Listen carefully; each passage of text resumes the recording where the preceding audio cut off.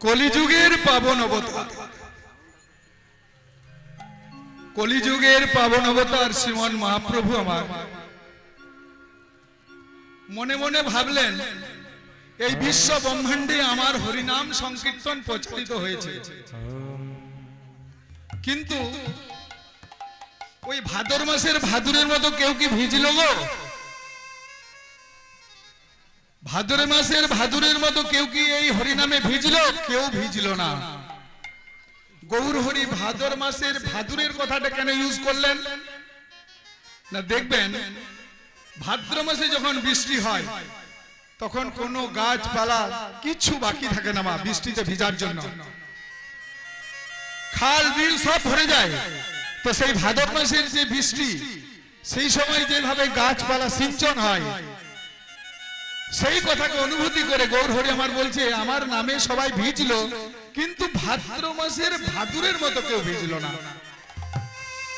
তাই গৌর হরি আমার কি করলেন? আজ গৌর হরি আমার ওই কৃষ্ণ নামের সঙ্গে মিলিয়ে দিলেন নিত্য সাধ্য কৃষ্ণ নাম। আর এই কৃষ্ণ নাম মিলিয়ে দিয়ে আজ গৌর সুন্দর আমার নীলাচলের পথে ঝাড়িখণ্ডের পথ দিয়ে কোথায় কৃষ্ণ কোথায় রাধা, কোথায় রাধা কোথায় কৃষ্ণ, রাধা রমন মদন, কোথায় রাধা কোথায় কৃষ্ণ কোথায় রাধা রমন বলে কাঁদতে কাঁদতে সেই ঝাড়িখণ্ডের পথ দিয়ে চলে যাচ্ছে। আর মনে মনে কি করছেন? রাধা ভাবে ভাব নিয়ে একেবারে দেখা দাও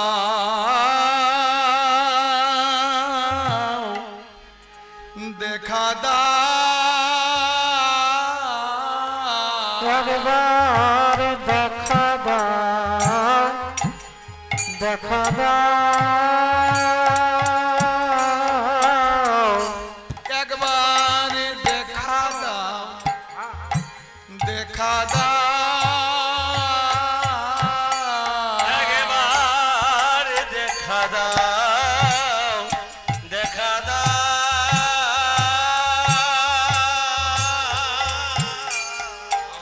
আর কোথায় রাধা রমন মদন মোহন, দেখা দাও দেখা দাও,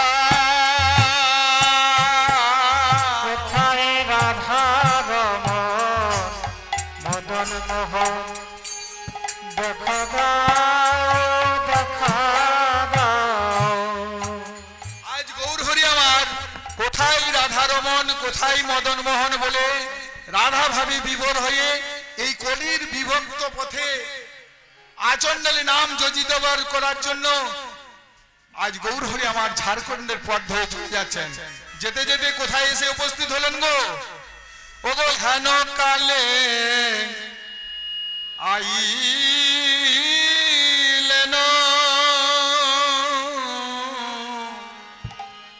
ও গো বিশ্বন্ত ঘাটে,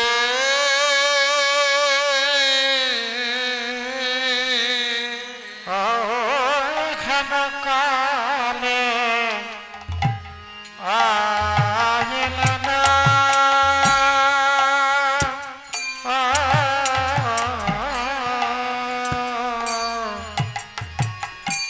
আমার বিশ্বন্তের ঘাটে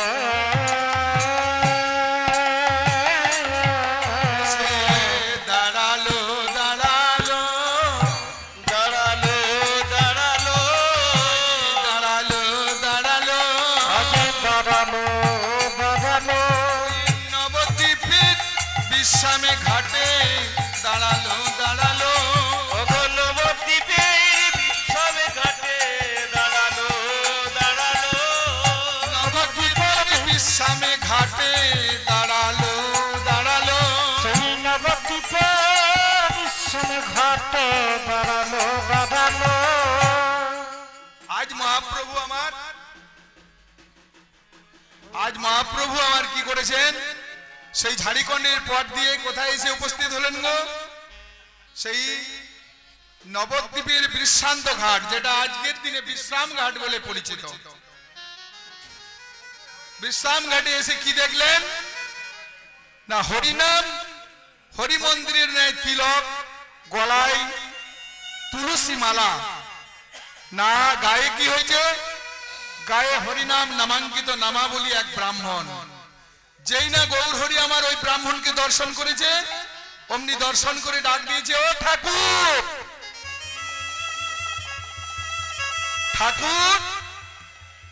যেই না ব্রাহ্মণকে ঠাকুর বলে সম্বোধন করেছে, ব্রাহ্মণ করেছে কি মা, দৌড়ে এসে আমার গৌর হরির পায়ে আছড়ে পড়েছে, বলে প্রভু গো, আমায় আর দ্বিতীয়বার ঠাকুর বলবেন না, আমি এক সাধারণ জীব, আর তারপর আপনার মুখ দিয়ে আমার এই ঠাকুর, আমার যে পাপের মাত্রা বেড়ে যাবে ঠাকুর, আমাকে তুমি ঠাকুর বলে ডেকো না। তখন মহাপ্রভু আমার তাকে নাম জিজ্ঞেস করলো, আচ্ছা ব্রাহ্মণ, তোমার নাম কি? বলে প্রভু আমার নাম দাসানুদাস কৃষ্ণ দাস।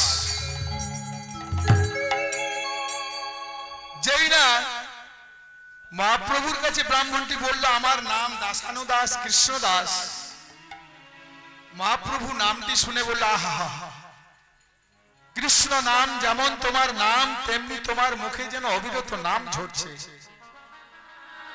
তখন ব্রাহ্মণটি আমার মহাপ্রভু বলল, প্রভু আর আমায় ছোট করবেন না। বলে না না না না কৃষ্ণদাস, তোমার মধ্যে আমি উত্তমের লক্ষণ দেখতে পাচ্ছি। আচ্ছা কৃষ্ণদাস, তুমি আমার সঙ্গে বৃন্দাবনে যাবে? আমার সঙ্গে বৃন্দাবনে যাবে? তখন ব্রাহ্মণটি মহাপ্রভুকে বলল, প্রভু গো, যে চরণ কত যোগী কত মুনি ঋষি যুগ যুগ সাধনা করে পায় না, সেই চরণ আমি অনায়াসে পেয়ে গেছি। আমার আর তীর্থে যে লাভ কি প্রভু? আর যদি আমি তীর্থে যাই আর তোমার এই চরণে যদি আমার ভক্তি না থাকে, এমন তীর্থের লাভ কি? তা প্রভু যখন আপনি বলেছেন, আপনি প্রচন্ড লোভনীয় বস্তু, তাই বলল চলুন আপনার সঙ্গে আমি বৃন্দাবনে যাব। তাই আজ কৃষ্ণদাস মহাপ্রভুকে নিয়ে বৃন্দাবনে যাচ্ছে। ভ্রমিতে ভবিতে উন্মত্ত চিত্তে, ভূমিতে ভূমিতে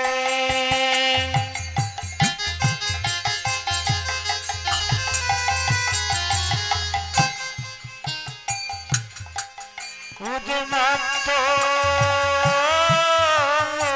চিত্তে, ভূমিতে ভূমিতে উন্মত্ত চিত্তে, সময়ে মহানব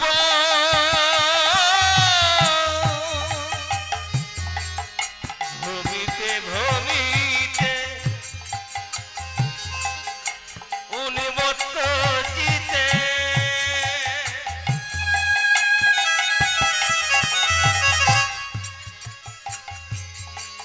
ভ্রময়ে মোহন কৃষ্ণ দাস কহে, হেরো কালী দহ আগে কর দর্শন। কৃষ্ণ দাস কহে,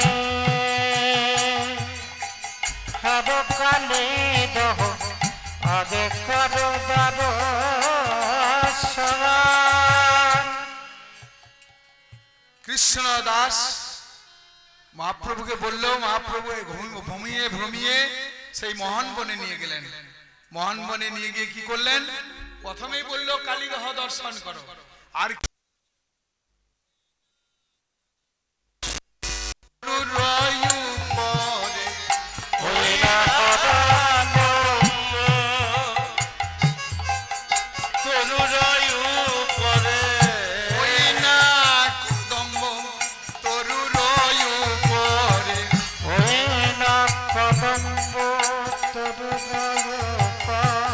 কৃষ্ণ চড়িয়া দিলেন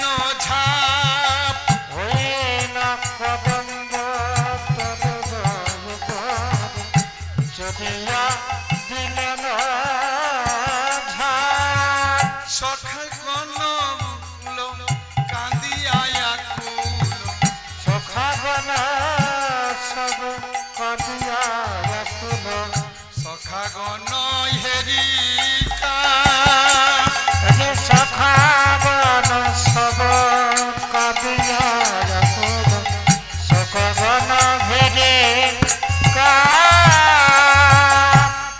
ওই কদম্ব বৃক্ষ তেমনি আছে ওই কদম্ব বৃক্ষ তেমনি ওই কদম্ব বৃক্ষ তেমনি আছে ওই কদম্ব বৃক্ষ তেমনি আছে কৃষ্ণ লীলা সাক্ষী দিতে কদম্ব বৃক্ষ তেমনি আছে ওই কৃষ্ণ লীলার সাক্ষী দিতে কদম্ব বৃক্ষ তেমনি ওই কৃষ্ণ লীলা সাক্ষী দিত কদম্ব বৃক্ষ তেমনি আছো কৃষ্ণ লীলা সাক্ষী দিত কদম্ব বৃক্ষ তেমনি আছো কৃষ্ণ লীলার সাক্ষী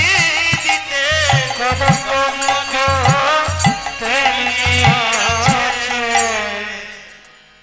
যেই না কৃষ্ণদাস মহাপ্রভুকে বলল ওই যে কদম্ব বৃক্ষটি দেখছেন ওই কদম্ব বৃক্ষে কৃষ্ণ চেপে এই কালীদহে ঝাঁপ দিয়েছে তখন আমার মহাপ্রভু কৃষ্ণদাসকে বলল এ দাপর যুগের কথা আমার বিশ্বাস হয় না বলে প্রভু এ অবিশ্বাসের কোনো বস্তু নেই শুনুন কেন এই কদম্ব বৃক্ষটি আজও আমাদের অমরত্ব লাভ করে জীবিত হয়ে আছে কৈশ্যপ নন্দন গরুর কৈশ্যপ নন্দন গরুর একদিন যখন বড় হয়ে জানতে পারলো তার মা বিনতা তার মাসি কদ্রুর কাছে দাসত্ব স্বীকার করছে গরুর বড় হয়ে জানতে যখন পারলো আমার মা আমার মাসির কাছে দাসত্ব স্বীকার করছে তখন গরুর সেই কদ্রুর কাছে গিয়ে বলল আমার মাকে দাসত্ব মোচন করতে হবে তো গরুর যে শক্তিশালী সেটা মা কদ্রু জানত কদ্রু আর বিনতা কে বলুন তো দুই সতীন কদ্রু সব সময় বিনতাকে দেখতে পারত না বিনতার পেছনে সব সময় যেন কিভাবে ওকে দমন করা যায় সেইভাবে লেগে থাকত এই দাসত্ব হওয়ার পেছনেও একটা ছোট্ট গল্প রয়েছে বলি হঠাৎ একদিন কদ্রু বিনতাকে বলল জানিস দিদি ওই যে ইন্দ্রের যজ্ঞে যে ঘোড়াটার ছিল সেই ঘোড়াটার গায়ের রং কি বলতো বিনতা বলল কেন সাদা তো বললো সাদা তুই দেখেছিস বললো হ্যাঁ সাদা তো বললো আচ্ছা ওর লেজটা কি কালার বলতো কি রং তো বললো কেন সাদা ঘোড়ার সাদা লেজ কদ্রু বললো না সাদা ঘোড়ার কালো লেজ হ্যাঁ মা এরকম হয় কদ্রু তো জানে আমি সাদাটাকে কালো করে আমি বিনতাকে যেভাবে হোক আমার বশীকরণ করব যেই বলেছে সাদা ঘোড়ার কালো লেজ বিনতা বলে না সাদা ঘোড়ার কালো লেজ হয় না সাদা ঘোড়া সাদা লেজ বলে না সাদা ঘোড়া কালো লেজ বলে ঠিক আছে কাল সকালে দর্শন হবে এবার কি করেছে মা রাত্রে কদ্রু তার সেই কালো কালো সাপগুলোকে ডেকেছে আর সব সাপগুলোকে বলেছে যা তোরে ওই যজ্ঞের যে ঘোড়াটা আছে তার লেজটাকে আচ্ছা করে বেষ্টন করে কালো হয়ে বসে থাক দেখুন আমাদের সমাজেও হয় না যাদের ঘরে সতীন আছেন যাই না জানি না এখানে কেউ সতীন আছেন নাকি আচ্ছা আচ্ছা আছে হ্যাঁ তাহলে দেখবেন এইভাবে খুটুনি বিন্দুনি করে ঝগড়া শুরু হয়ে এই তো আপনার পেছনের ওই যে সাইডে বাঁ দিকে আছে এইটা না এই বাঁ দিকে আছে আহা। এই দেখুন আমার কাছে দুটো সতীন আছে তো এবার হয়েছে কি যেভাবে হোক কদ্রুকে তো বিনতাকে যেভাবে হোক ছোট করার জন্য করেছে কি মাছ তার কালো কালো সাত বাচ্চাগুলোকে বলেছে তোরা লেজটাকে বেষ্টন করে কালো হয়ে বসে থাকবি আমরা এই জাত থেকে দেখব যে সাদা ঘোড়া কালো লেজ এবার যেমন বলা তেমনি কাজ এবার সকালেই সেই ঘোড়ার দর্শন হচ্ছে তো এবার কি দেখবে মা? আপনাদেরকে যদি দেখতে বলা হয় আপনারা কি দেখবেন? ঘোড়ার রংটা কি দেখবেন? সাদা। আর লেজটা কি দেখবেন? কালো। এবার সেই বিনতা শর্তে হেরে যাওয়ার পর দাসত্ব স্বীকার করলো। এবার সেই দাসত্ব স্বীকার করার পর যখন আমাদের গরুর জন্ম নিল, বড় হলো, জানতে পারলো আমার মা এই কদ্রু মাসির কাছে দাসত্ব স্বীকার করছে, সেই দাসত্ব মোচন করার জন্য কদ্রুকে বললো, বলো তোমায় কি করে দিতে হবে? আমার মাকে বিনতাকে দাসত্ব মোচন করতে হবে। তখন বলল, যদি ওই স্বর্গ থেকে অমৃত এনে আমার সন্তানদের খাওয়াতে পারিস তাহলেই তোর মাকে আমি কিন্তু দাসত্ব মোচন করে দেব। কদ্রু জানতো মা এই খগরাজ মানে গরুর পক্ষীকুলের রাজা, বিষ্ণুর বাহন, তার কত শক্তি কিন্তু কদ্রু জানতো। তো বললো, যদি স্বর্গ থেকে অমৃত এনে আমার এই সন্তানদের খাইয়ে দিস তাহলে তোর মাকে আমি দাসত্ব মোচন করব। সেই শর্ত ভাঙার জন্য আজ গরুর সেই স্বর্গে ইন্দ্রের সঙ্গে যুদ্ধ করে অমৃত ভাণ্ড নিয়ে এসে এই কদম্ব বৃক্ষে তুলে রেখেছিলেন। আর সেই কদম্ব বৃক্ষ অমৃতের স্পর্শ পেয়ে আজও সেই অমরত্ব লাভ করেছে। নিতাই গৌর হরি বল। এবার হয়েছে কি, যেই না এই অমৃতের কথা বলেছে মা কৃষ্ণদাস, যেই এই কথা বলেছে, গৌরহরি কি করেছেন? ওগো এ কথা শুনিয়া বিভোর হইয়া, এ কথা শুনিয়া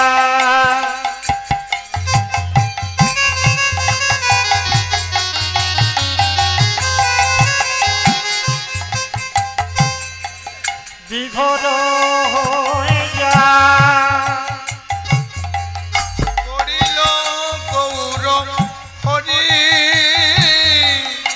এ কথা শুনিয়া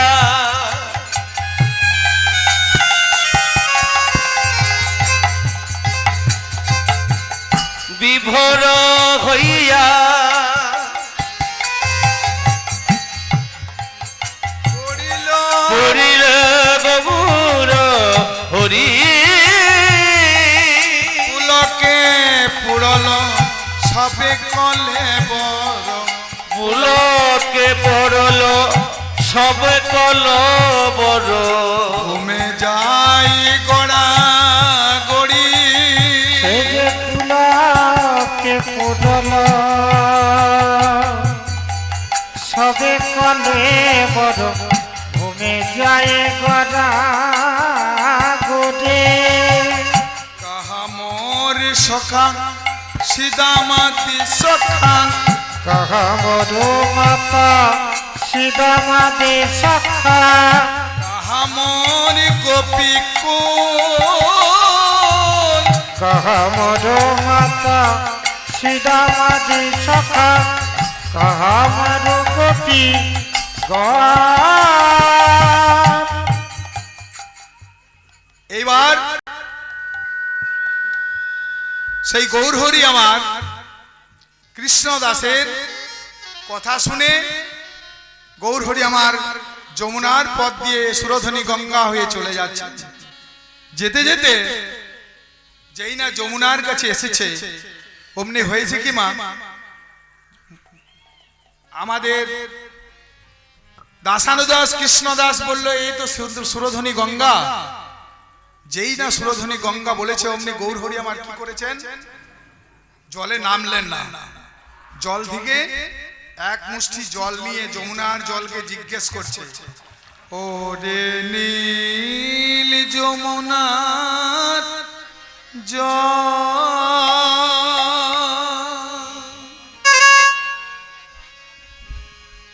বলে রে মরে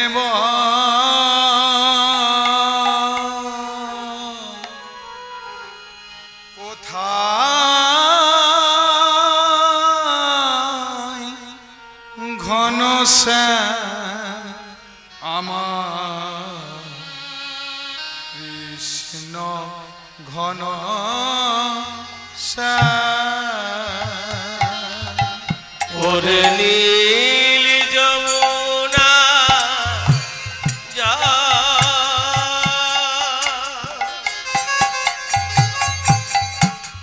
বলে রে মোরে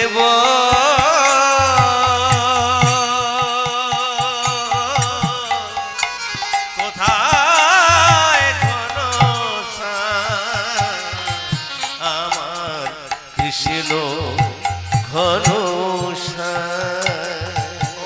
নীল যমুনার জল বলে রে মোরে বল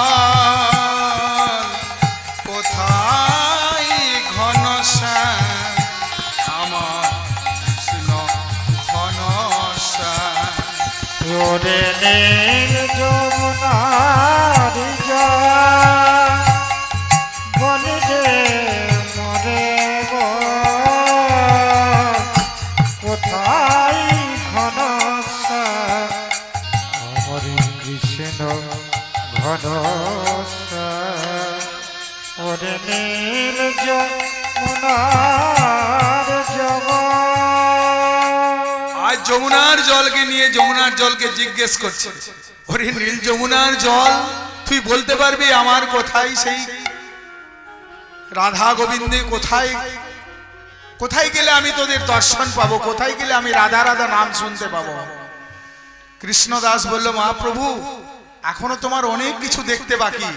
তমালবন, তপবন, নিকুঞ্জবন, রাধাকুণ্ড, শ্যামকুণ্ড সবই তোমায় দেখতে বাকি।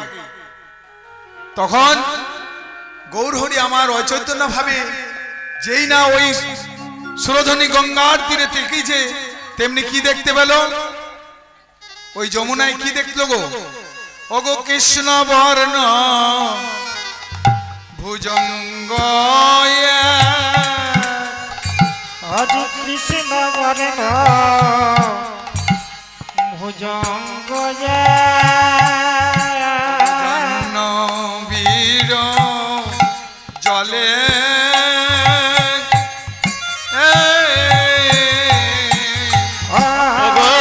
কৃষ্ণ বর্ণ ভুজঙ্গ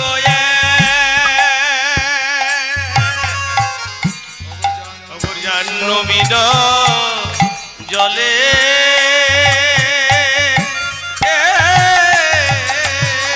ওরে দূরে যা কালিও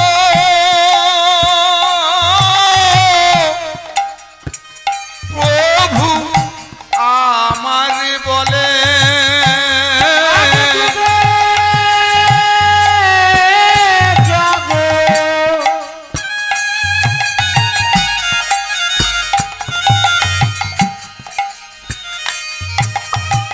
আজ কালিও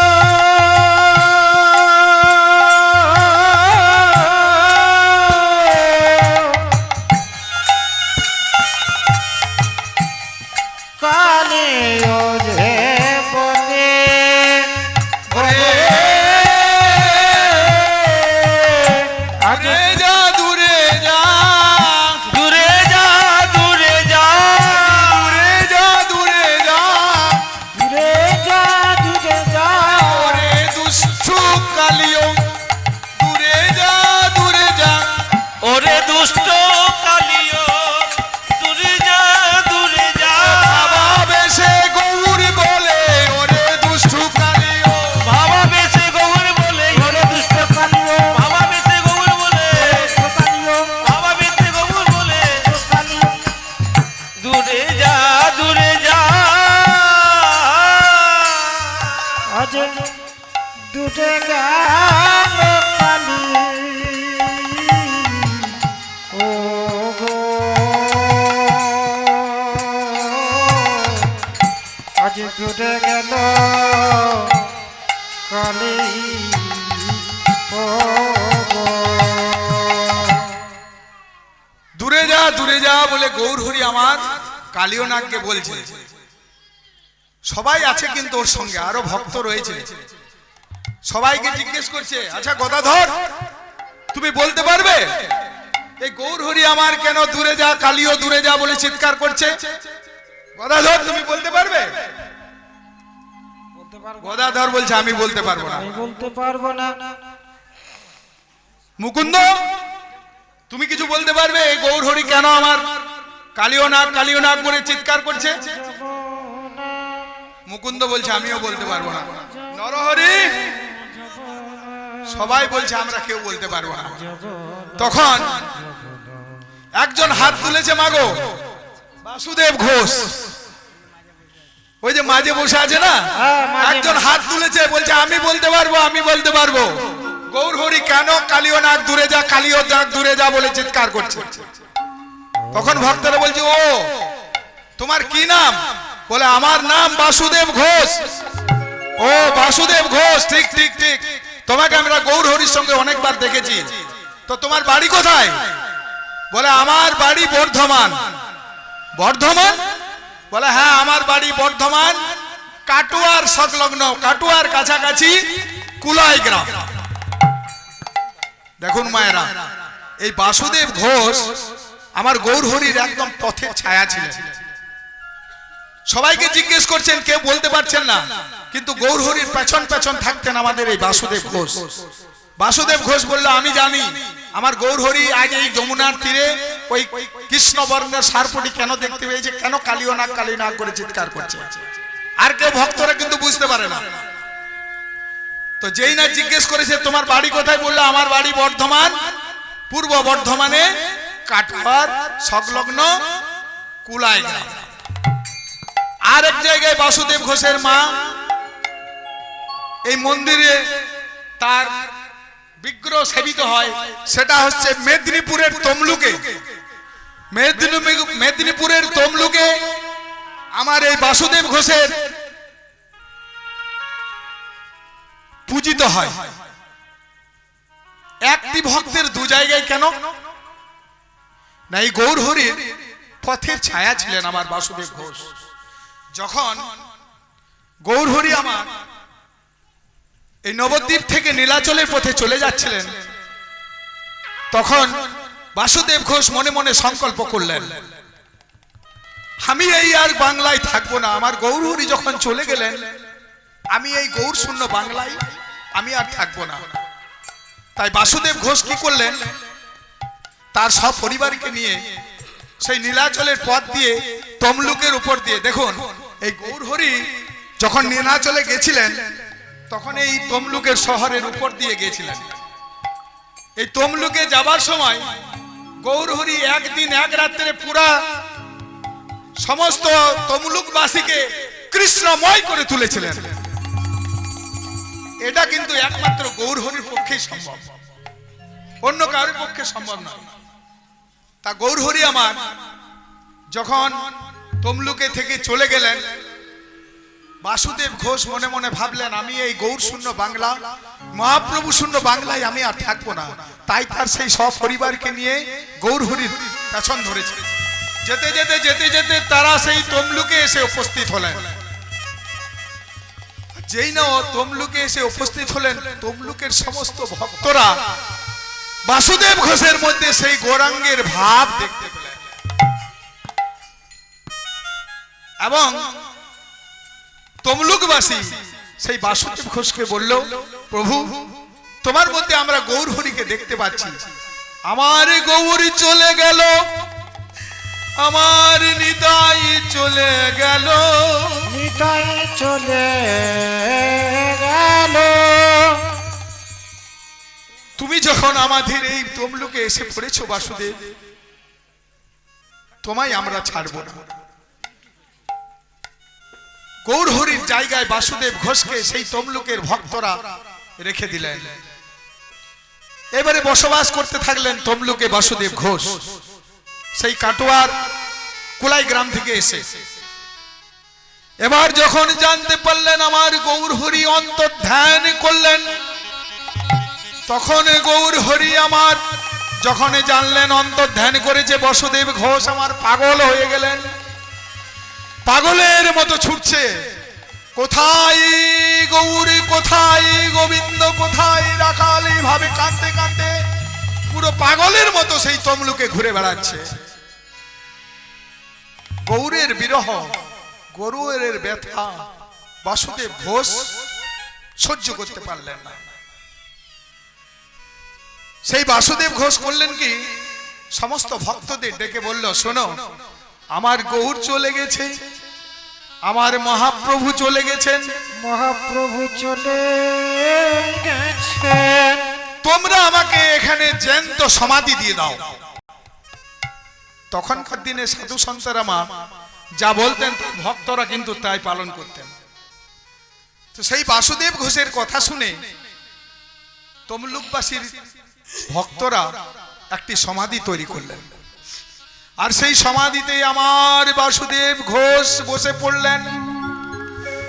চোখের জলে সমস্ত ভক্তরা তাকে মাটি দিতে লাগলো, মাটি দিতে দিতে দিতে দিতে দিতে দিতে হঠাৎ এক অলৌকিক ঘটনা ঘটলো। মা, এটা কিন্তু গল্প নয়, এটা কিন্তু গল্প নয়। অলৌকিক ঘটনাটা কি ঘটলো? বাসুদেব ঘোষ সেই গৌর হরিকে কোলে নিয়ে সেই সমাধির উপরে এক অপরূপ রূপ নিয়ে বসে পড়লেন। আজও সেই তমলুকে জ্যান্ত একজনকে কবর দেওয়ার কথা ভাবা হয়েছিল এবং কবর দেওয়ার জন্য সেই জায়গার নাম আজও নরপোতা।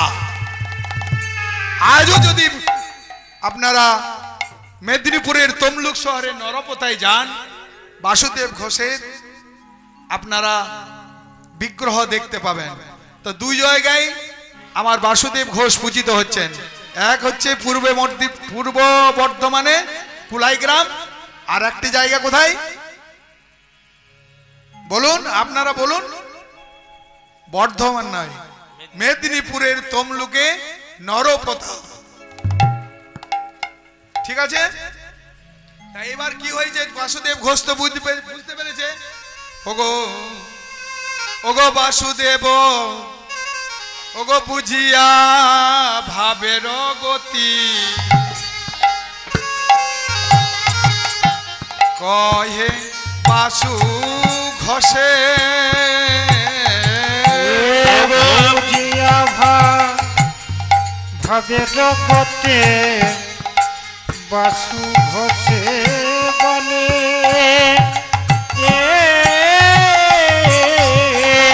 কালিয় দমন লীলা করিলা প্রকাশে, ওগো কালিয় দমন লীলা করিল প্রকাশে, কহে বাসু ঘোষে, কহে বাসু ঘোষে, কহে বাসু ঘোষে, কহে বাসু ঘোষে, কালিয় দমন রসে, কহে বাসু ঘোষে, ওগো কালিয় দমন রসে, ভাবে সে গৌর বলে, কালিয় দমন রসে, সে গৌর বলে, কালিয় দমন রসে, কালী গৌর হরি হরি বল। সে গৌর বলে, কালিয় দমন রসে, সে গৌর বলে, কহে বাসু ঘোষে, হরে বাসুদেব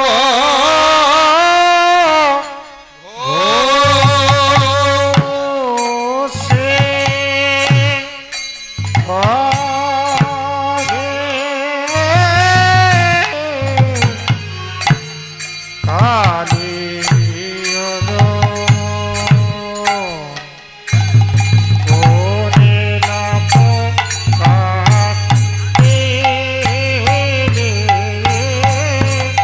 বাসু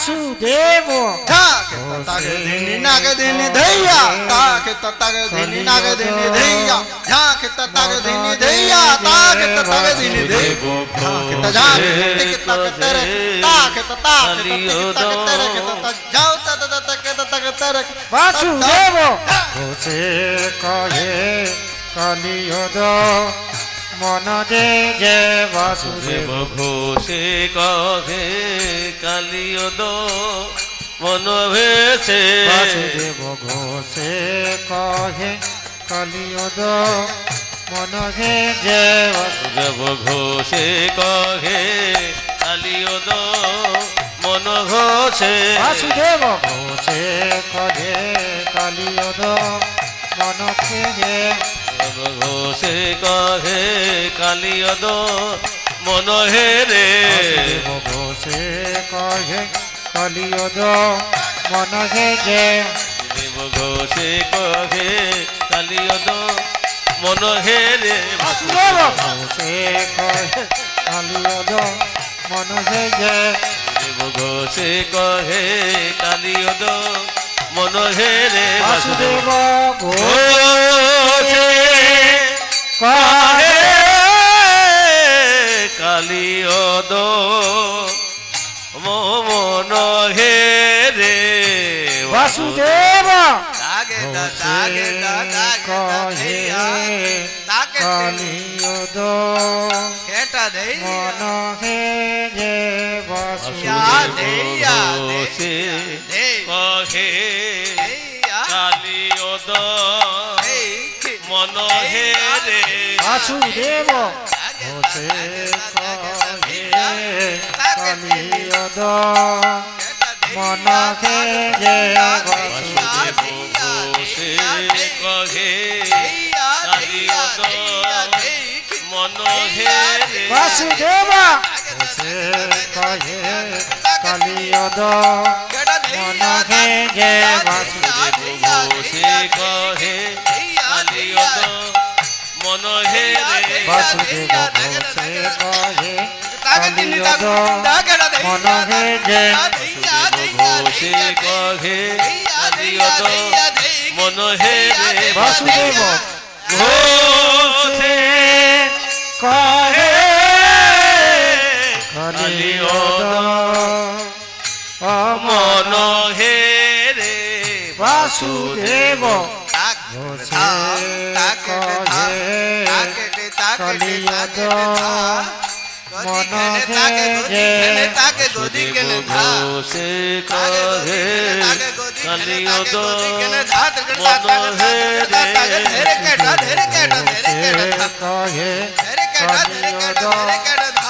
ঘোষে কহে কালিয়দ মন হেরে বাসুদেব ঘোষে কহে কলিয়দ মন হে যে ঘোষে কহে কালিয়দ মন হেরে ঘোষে কহে কালিয়দ মন হেরে বাসুদেব ঘোষে কহে কলিয়দ মন হে যে বাসুদেব ঘোষে কহে কালিয়দ মন হেরে বাসুদেব ঘোষে কহে কলিয়দ মন হে যে বাসুদেব ঘোষে কহে কালিয়দ মন হেরে বাসুদেব ঘোষে কহে কলিয়দ মন হে যে বাসুদেব ঘোষে কহে কালিয়দ মন হে ভগ বাসুদেব ঘোষে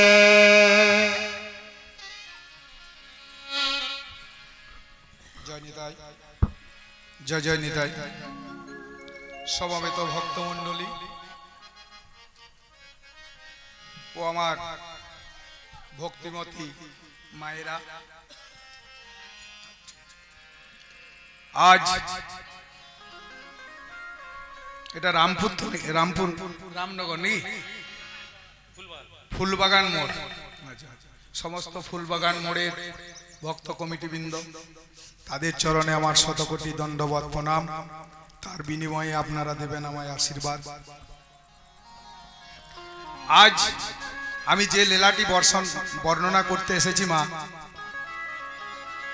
সেই বর্ণনা আমি করব লীলা স্মরণ, আপনারা করবেন লীলা আস্বাদন। আমার গুরুদেব সন্ন্যাসী মহাশয় যেটুকু শিক্ষা দিয়েছেন এবং আপনাদের মতো সাধুগুরু বৈষ্ণব ব্রাহ্মণের যৎকিঞ্চিত কৃপা যদি আমি পাই, তবে আমি এই কৃষ্ণ লীলার কিছু স্মরণ করতে পারবো। তাই আপনারা একটু ধৈর্য ধরে বসবেন। যজনে আছেন তজন থাকলে আমার জন্য যথেষ্ট। বলছে কৃষ্ণ নাম যেখানে হবে সেখানে গেলে আপনারা যে শ্রবণ করবেন, শ্রবণং মঙ্গলম। এই যে আপনারা হরিনাম সংকীর্তনে এসেছেন, এটা পূর্বজন্মের স্বীকৃতি না থাকলে এই কৃষ্ণ নামে লালসা জাগে না। বহু জন্মের স্বীকৃতি পেয়েছেন, তাই এই হরিনাম সংকীর্তনের আসরে এসে আমরা বসতে পেরেছি মা। তো আমি আপনাদের বসিয়ে রাখার মতো আমার ক্ষমতা নেই। সে গোবিন্দ যদি কৃপা করে তবেই আপনারা এই হরিনাম সংকীর্তন শ্রবণ করবেন, আমার দ্বারা সম্ভব নয়। তাই আমি আপনাদের কয়েকটা প্রশ্নের মাধ্যমে এই কালিয়া দমন লীলাটিকে সরলভাবে বুঝিয়ে আপনাদের বোঝাবার চেষ্টা করব। চলার পথে যদি ভুল ত্রুটি কিছু হয়ে থাকে আমাকে সন্তান জ্ঞানে, ভাই জ্ঞানে, দাদা জ্ঞানে, পুত্র জ্ঞানে